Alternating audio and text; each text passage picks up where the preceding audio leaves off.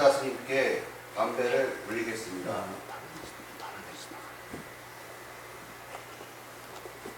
모두 자리에 앉아 자세를 가다듬고 스님의 지도하에 입정하겠습니다.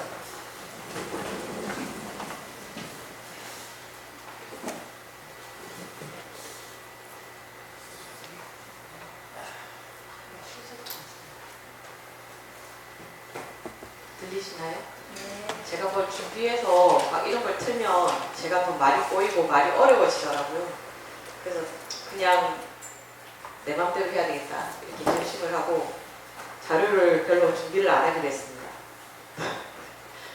그 선생님으로는 좀 불량 선생님일 수도 있지만 지난번에 거의 다 또 법당에도 다 와주셔서 너무 감사합니다. 이게 제가 보면 법당에서 그냥 이렇게 칠판도 안 쓰고 막 할 때라 그래도 칠판도 쓰고 또 여기는 또 불교 대학이라는 그런 명칭을 갖고 있기 때문에 보면 굳이 안 오셔도 제가 하고 있는 말 다 있는데 좀 죄송했어요. 다 알고 있는 말씀 또 들으셔야 되니까. 그러니까 오늘 같은 경우에는 이제 완전하게 수업을 위한 날이니까 제가 또 더 열심히 해서 더 많이 알려드릴 수 있도록 노력하겠습니다. 저도 잘 몰라서 부처님 법은 저도 배우려고 많이 노력하고 있는 편이어서요. 혹시 제가 또 잘못 말하면 스님 그거 아닌 것 같은데요 하고 자신 있게 말씀해 주시면 제가 또 수정하거나 아니면 또 공부해서 다시 알려드리도록 하겠습니다. 오늘은 이제 불교 인문에 보니까 지난번에 제가 종교에 대한 이야기 조금 했었잖아요. 근데 저는 이 책에서 종교에 대한 말은 무슨 말인지 제가 잘 모르겠다 그랬잖아요. 무엇을 위해서 종교가 필요한가. 요즘 같은 경우에는 실제로 종교가 이렇게 필요 없는 것 같은 그런 느낌도 좀 들잖아요. 즐거움을 옛날 같으면 속이 답답하거나 이렇게 하면 절에 와서 기도를 하거나 그랬지만 요즘은 어려움이 있으면 심리 상담을 간다던가 그 외에 이런 거 무엇 때문에 이런 괴로움이 나한테 있지? 라고 생각을 하면 책을 읽어서 한다던가 여러 방편이 많기 때문에 굳이 종교를 의지하지 않아도 종교를 대체할 수 있는 것이 많은 거죠. 요즘은 또 많이 알다 보니까 의사 말고 또 대체의학이라는 게 있는 것처럼요. 그런데 왜 우리는 이렇게 종교한테 와서 매달릴까? 그래서 여기서 보면은 절에 오는 이유에 대해서 가족이 아파서 자기가 괴로워서 누구의 무엇을 소원을 성취하기 위해서 많은 요인들을 통해서 절에 오게 된다. 그렇게 설명이 돼 있던데요. 저도 보면은 절에 오시는 분들 이유를 보고 나면 좀 마음의 안정을 얻고 싶다. 기도를 통해서 무언가를 소원을 성취하고 싶다. 여러 가지 목적으로 오거든요. 저는 그런 목적으로 오시는 거는 좋은 일이라고 생각해요. 왜냐하면 불교를 통해서 그걸 해결하려고 하시는 거니까. 하지만 일단 절에 오시면 저는 그 목적이 무엇이든 간에 불교를 믿는 제가불자님들 또는 출가자들에게 가장 원하는 것이 무엇이냐면 무엇이죠? 해탈이죠. 해탈. 그러니까 해탈이라는 것은 윤회에서 벗어나는 것 그리고 번뇌에서 벗어나는 것 이렇게 말할 수 있잖아요. 그러니까 저는 무조건 불교는 이 해탈이 목적이 돼야 된다 이렇게 생각을 해요. 그러니까 이 정토불교에서도 극락에 가고 싶어 하는 이유가 뭐냐면 결국에는 극락에 가서 공부해서 해탈을 하려고 하는 거거든요. 우리는 잘 모르지만 우리의 이 모든 고통이 우리의 번뇌에서 비롯된다. 우리의 집착에서 비롯된다는 것을 모르고 뭔가 내 주위 환경이 변하면 어떤 요건이 변하면 행복해질 거다. 이렇게 착각을 한단 말이에요. 그런 예로 어떤 사람들이 생각하기에는 부자가 되면 행복해지지 않을까라고 생각을 하지만 저는 부자가 되면 돈을 더 원하는 것 같더라고요. 예를 들면 저는 이런 거를 봤어요. 그런 말을 들었어요. 명품 가서 이렇게 살 때는 내가 이만한 걸 살 수 있다 하면서 카드 한꺼번에 일시불로 탁 그으면서 명품 매장에 가서 명품을 사면서 그런 사람들이 또 콩나물을 산다던가 이렇게 할 때는 콩나물값을 깎는다는 거예요. 그게 맞는가 막 이렇게 서로 이야기를 하잖아요. 근데 난 그 사람이 여기서는 이렇고 저기서는 저런 것이 아니고 저는 일관되다고 생각을 해요. 뭐냐면 자기 부를 과시를 해서 모두가 우러러볼 수 있는 그런 상황이 된다고 하면 그 사람은 돈을 쓰는 거예요. 그 자기 욕심이잖아. 자기 욕심을 그게 남들한테 내 부를 자랑하고 싶은 욕심인 거잖아요. 근데 콩나물은 내가 아무리 많이 사도 그 많이 사도 내가 별 소용도 없는데다가 그 콩나물을 많이 샀다고 해서 사람들이 나를 우러러 봐주진 않거든요. 예를 들면 이런 거죠. 명품을 딱 입고 나가면 아는 사람들은 와, 너 정말 돈 많구나. 명품을 샀네 하고 알아주는 사람인데 내가 콩나물을 많이 사가면 사람 뭐라 했어요. 너 집에 무슨 잔치 있니? 너 콩나물로 뭘 해먹으려고 그렇게 많이 갖고 가? 이렇게 하지. 콩나물 많이 사가는 것을 보고 와, 너 정말 부자구나 이렇게 하는 사람이 없거든요. 그러니까 왜 명품에서는 돈을 쓰겠어요? 남들이 그 명품을 보고 나의 부를 알아주잖아요.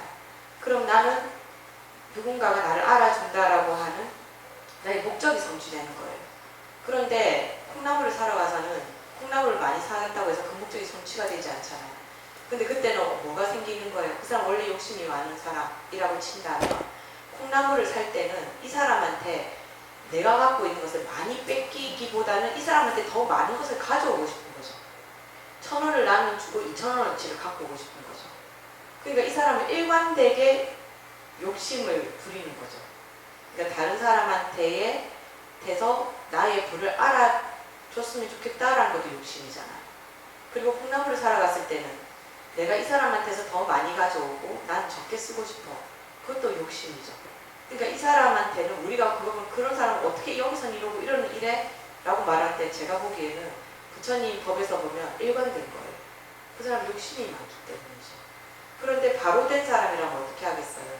명품을 사서 누가 남한테 알아주는 걸 하는 것보다 난 이 물건의 가치라든가 남이 알아주는 것보다는 내가 이 물건을 사서 내가 얻는 것이 무엇인가에 더 목적이 있다든가 아니면 내가 이걸 사서 뭐 사회에 도움이 된다든가 다른 걸 생각하겠죠. 그러니까 사람들이 저는 여기 와서 절에 와서 기도를 해서 불을 많이 얻어간다고 하더라도 그 사람 해탈하고는 관계가 없는 거예요. 단지 그 사람의 욕심이 더 커지는 것뿐이지.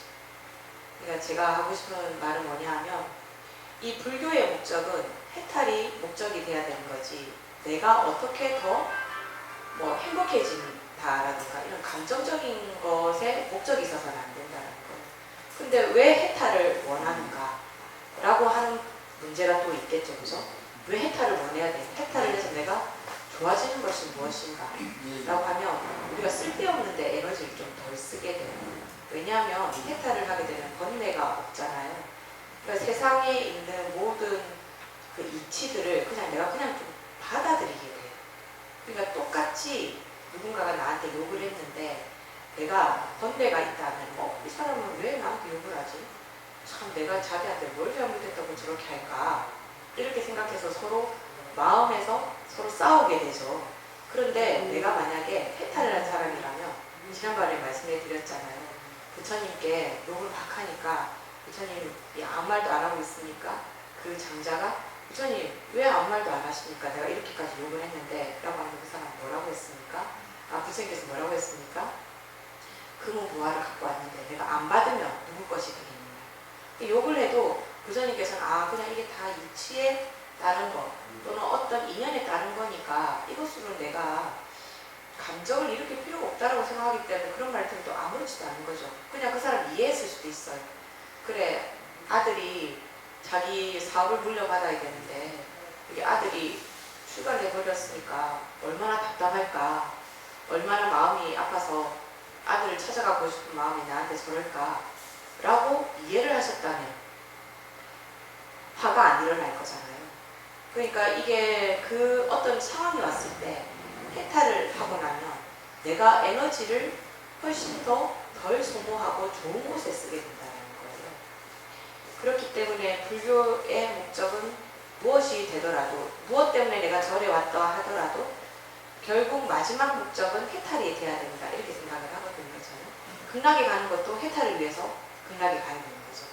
그러니까 여러분들이 혹시 불교를 배우는 어떤 그 목적이 내가 좀 다른 사람들한테 불교를 잘 전하고 싶다라든가 그런 거 이전에 먼저 나의 해탈이 먼저 목적이 되고, 그리고 내가 배우면 배울수록 이것을 다른 사람을 위해서도 내가 이야기를 해줄 수 있어야 되겠다라고 생각을 하는 거죠. 그리고 그 다음번에 이렇게 오게 되면 근데 우리가 헥타르까지 가기에는 너무 어렵단 말이에요. 그래서 믿음에 대한 이야기가 나오더라고요. 그래서 믿음에 대한 이야기를 하면 일반 사람들이 그렇게 말해요. 불교는 믿음보다는 나의 수행을 통해서 내가 훨씬 더 번뇌에서 더 많이 벗어나고 헥타르 쪽으로 가야 되는데 왜 믿음을 먼저 이야기하는가라고 이야기를 많이 하더라고요. 그리고 이 책에서는 믿는 데 있어서 불법성을 먼저 믿어야 된다. 그런 말을 하고 있어요. 책에서는. 그러니까 종교적으로 말했을 때는 우리가 무엇을 믿어야 되냐라고 말한다면 불법성을 믿어야 된다. 이 말을 하는 거거든요. 근데 저는 정토불교를 하다 보니까 무량수경에서는 믿어야 한다면 무엇을 믿어야 되냐라고 물어보면 부처님 지혜를 믿어야 된다. 그러니까 이게 부처님 지혜를 믿어야지만이 극락왕생에도 도움이 된다고 말을 해요. 그래서 부처님의 지혜를 믿어야 된다라고 이야기를 하거든요. 왜 부처님 지혜를 왜 믿어야 하는가?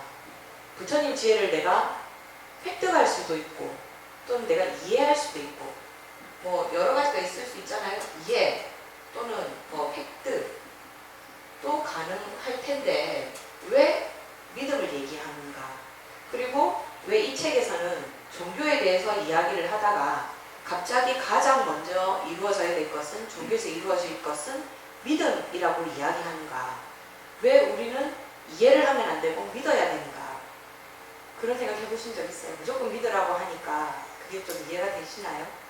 좀 뭐 부처님도 사람이었다가 그 부처님이 되셨는데 원래는 그냥 일반 중생이었다가 부처님이 되셨는데 왜 믿는 걸 먼저 해야 되는가? 시다르타는 믿는 것부터 안 했지 않는가라고 할 수 있겠죠. 저는 이런 답을 드리고 싶어요.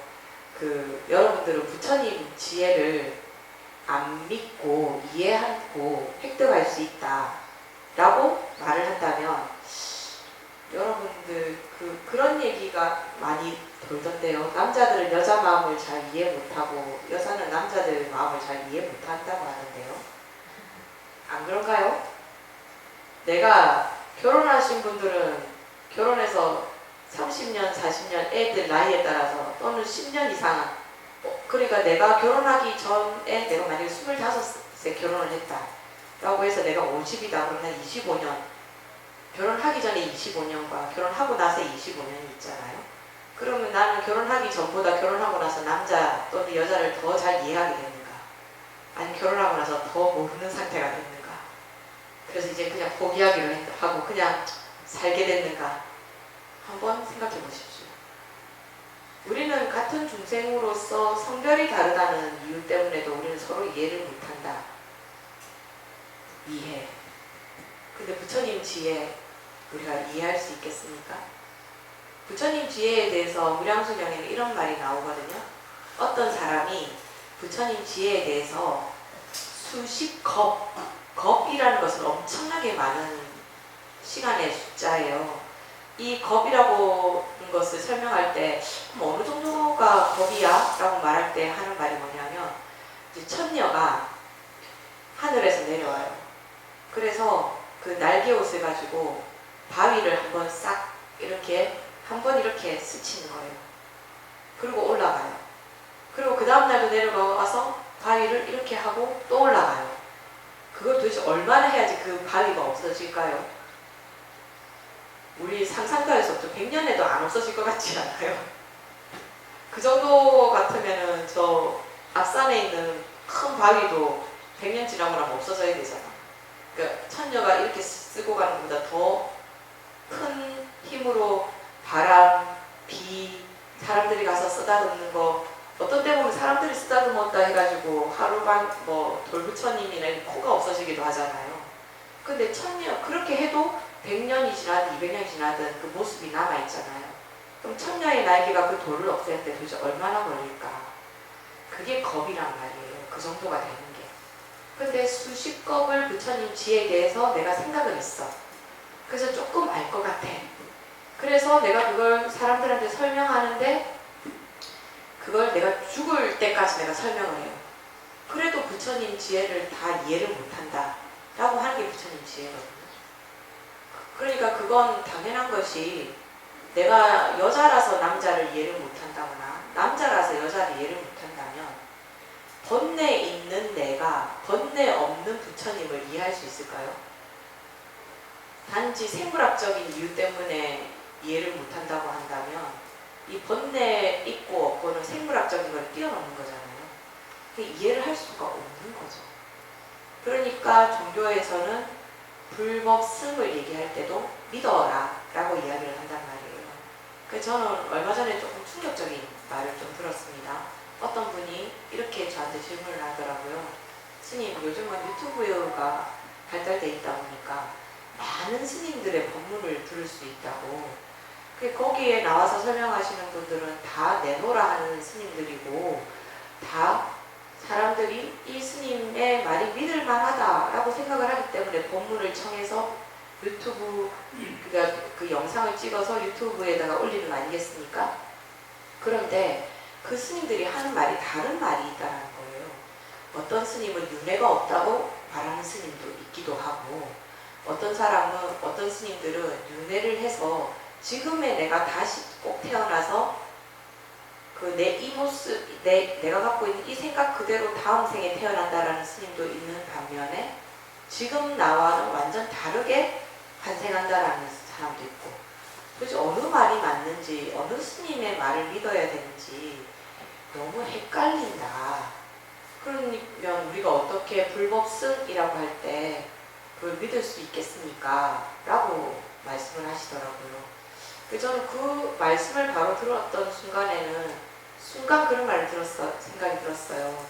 스님들이 또는 불교를 공부했다는 사람들이 자기의 경험 또는 자기 생각에서 불교를 말하다 보니까 불교를 잘 공부하지 못해서 그런 건 아닐까라고 생각이 들어서 스님들 중에서는 불교를 어떤 스님들은 화엄경만 공부하신 스님들도 있을 거고 어떤 스님들은 초기 불교만 공부하신 분들도 계실 거고 그 말 뜻에 따라서 자기 경험이 다르니까 말이 다 다를 수도 있을 것 같은데 그 공부를 잘 못하면 그럴 수도 있을 것 같습니다 라고 말을 해놓고 제가 뒤돌아서 와서 다시 생각을 해보니까 나도 잘못했구나 그분한테 내가 말씀을 잘못 드렸구나 그 생각을 들었어요. 여러분들 그런 말 들어보신 적 있죠? 근데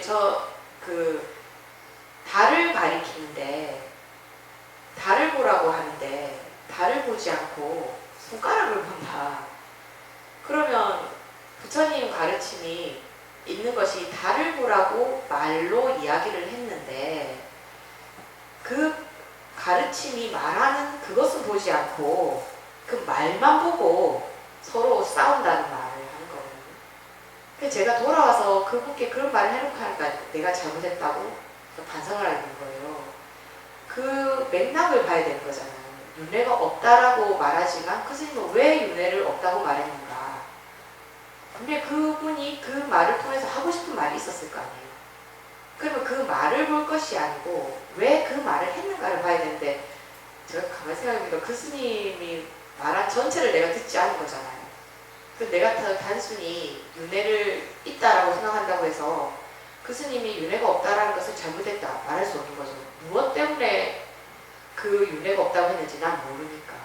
저도 지금 달을 가리키는 손가락만 보고 그 스님이 공부를 안 해서 그럴 수도 있다라고 판단을 해버린 거예요. 얼마나 잘못했어요.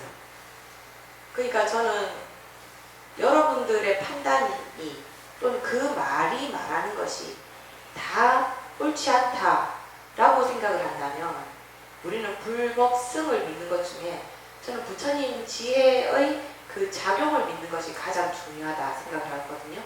그래서 우리는 알 수 없지만 부처님은 알고 계실 것이다 라고 하는 불법승 3보 중에서 부처님을 믿는 것이 가장 우선이 돼야 되는 거죠. 그리고 부처님 법에 있어서는 부처님 지혜의 작용을 우리는 부처님 지혜에 대한 작용을 설명하기가 너무 힘드니까 뭐라고 이야기를 하냐면 이 네 가지로 이야기를 하거든요. 그 정토불교에서는 부사의지, 불가칭지, 대승광지, 무등, 무륜, 최상승지 라고 이야기를 해서 부처님 지혜가 한 요 정도로 설명할 수 있지 않을까? 라고 이야기를 하는 거예요. 이게 뭐냐면 부사의지는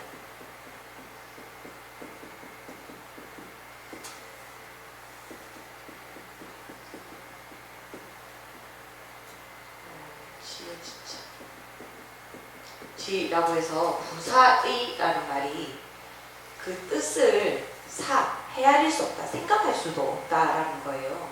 그럼 이거는 무슨 말이냐면 지난번에 제가 그 법당에서 얘기할 때 우리가 100년 동안 쌓아놓은 장작이라고 해서 그 100년 동안 타야 됩니까?